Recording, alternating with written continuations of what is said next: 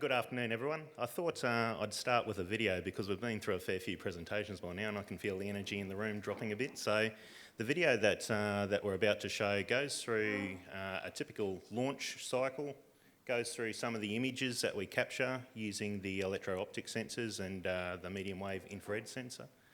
And you can see how we capture the Scan Eagle. So the system that we are using is the Scan Eagle system. It's a tried and tested platform. I'll go into that a bit more in the presentation, but before I say any more, I'll go over to the video.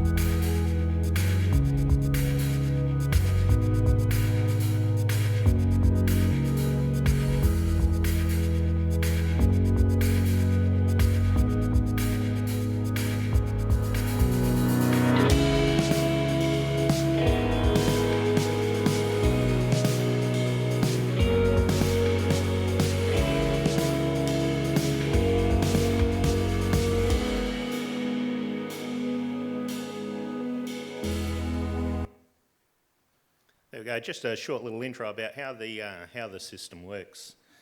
So again, my name's Richard Eva. I'm in charge of the QGC program, working hand in hand with the in situ Boeing team to bring in beyond visual line of sight RPAS operations into QGC operations. Just got a quick short legal notice there. Everyone had a chance to read that one. Really, all of us here are looking at UAVs and kind of to really start, or the start of the journey is really looking at your problem statement and saying, what do I actually need this great technology for? So there's people that get attracted to technology and go find that nice aerial solution, but you've got to start looking right back at the start and say, what are you doing this for? And what are you going to use those images for?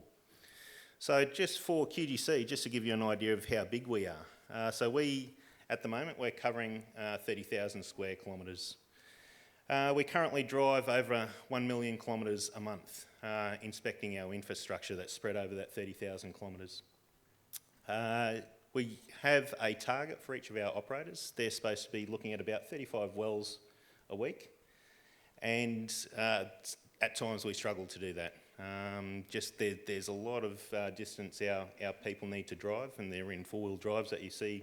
We have several hundred four-wheel drives driving around out here, so we've got to find better ways to do that. And RPAS is just one of those technologies that offers an effective solution. So we started our Beyond Visual Line of Sight program. We started this back in 2014.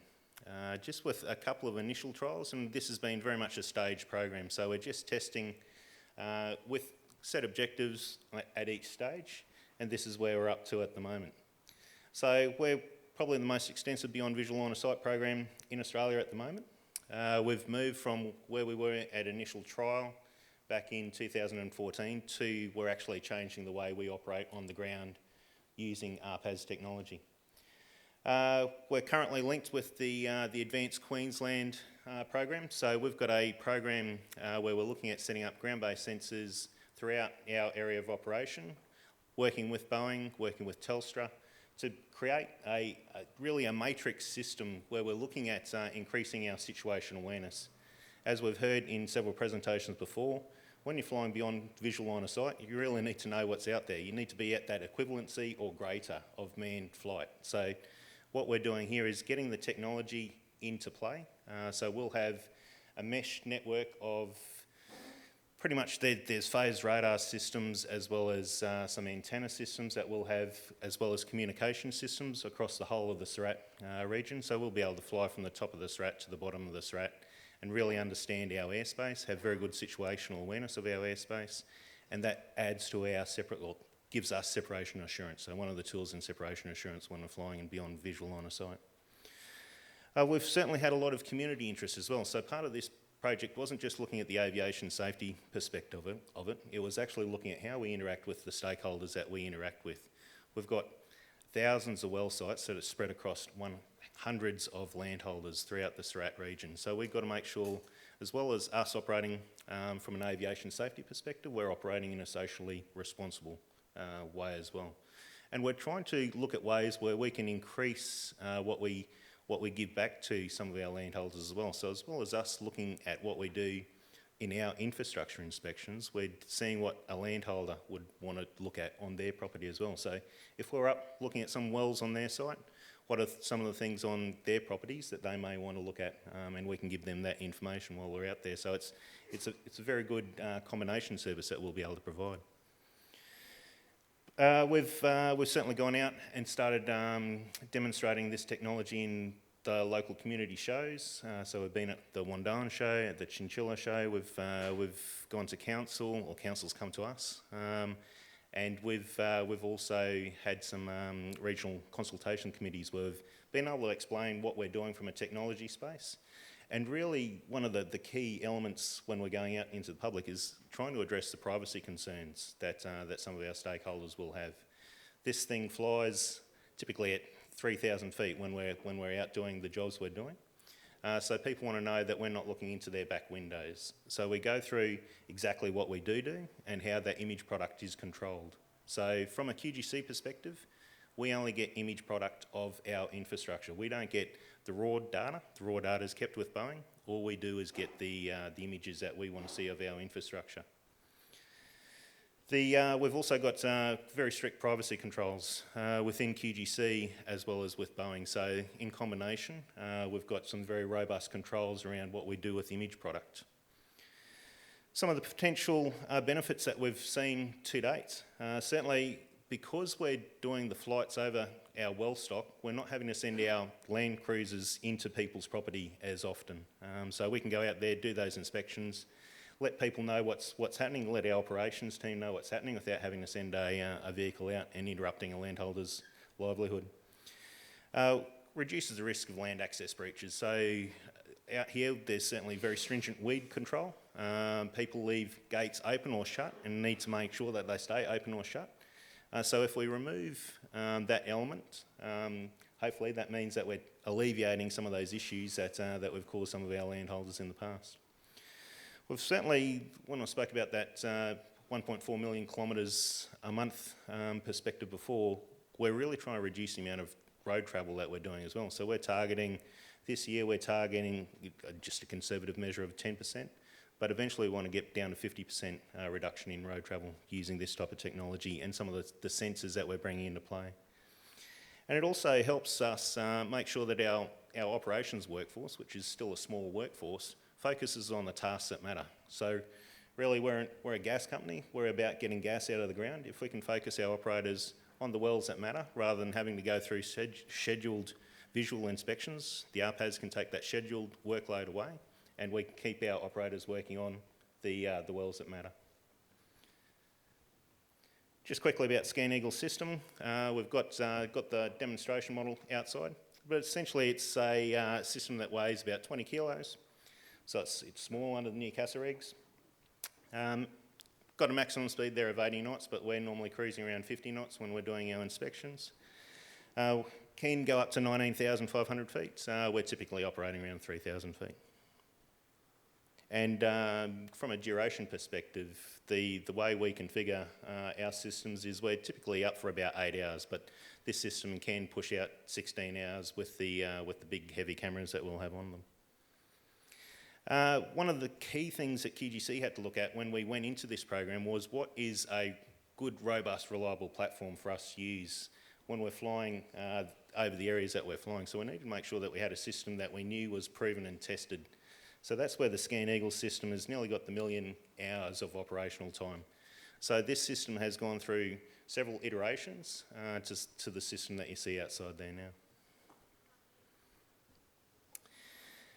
The diagram up there just shows a typical well field and what we do when we go out and do our flight path planning. So there's 133 wells on that site. We essentially put those wells into a flight optimisation planning tool to come up with the best ways for us to, in the shortest time, go around and pick up those 133 wells. We can do that 133 wells now in about 8 hours. One operator normally an operator does about 6 wells in a day, so 133 versus 6. Just going through some of the images that you can see here, so we can really go down and start interrogating quite fine detail on our well site. So we can do a lot of the visual inspection tasks that a well operator has to do when they're out doing their scheduled inspections. So that's some of the information we can see during the day. And this is some of the information that we can see at night. At night with the medium wave infrared, and when you flick between white hot, black hot, just to get your contrast, you can pick up different detail on the well site. A big thing that we're looking, or that is in progress, is also looking at methane. If we can get methane monitoring in an MWare sensor, that's really going to let us explore our well site and really detect some of those emissions a lot sooner than what we're doing at the moment. So just where our program is now, we've now completed over 500 hours of beyond visual line of sight operations. We've covered, in that time, over 4,000 points of interest. So we've really been able to get a lot of information from these flights. We've certainly moved from the trial phase into the operational phase. So in the north of our operational area, we're using this on a daily basis now. It's also now part of our future planning. So this is, from here on in, we're now on the RPAS path. We've got good feedback from our stakeholders so far, and one important part of this program is making sure that we continue to engage. It's not just a once-off engagement. We need to continue to engage with all our stakeholders to make sure that everyone's getting the benefit of this program. We're currently going through our stakeholder requests, so seeing if people want information on dam levels, trough levels, wild dog surveys, even things like the low frequency RFID tags for cattle counts, seeing if we can do those when we're out doing surveys on our well stock. And certainly the scope is widening. There's a lot of sensors that are being declassified that we'll be able to start seeing. The image analytics side is a very exciting part. Then we've seen some great examples so far this morning. Some of those algorithms that people are working on, so the change detection piece is an exciting side. So it's just going to keep growing and growing. And that's it from me. So thanks very much for your time.